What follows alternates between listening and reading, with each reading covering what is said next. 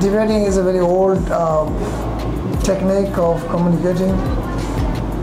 Sir Asian university debating club বাংলাদেশে বিতর্ক অঙ্গনে একটা পরিচিত নাম।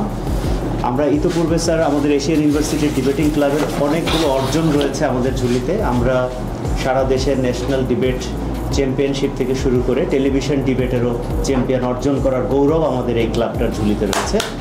আমরা এর আগে এশিয়ান ইউনিভার্সিটি ডিবেটিং ক্লাব আমরা একাধিক ন্যাশনাল টুর্নামেন্ট আমরা হোস্ট করেছি, আমাদের এখানে আয়োজন করেছি, যেখানে প্রায় 50-55টা বিশ্ববিদ্যালয়ের থেকে বিতর্ক দল এসে আমাদের এখানে বিতর্ক করেছে।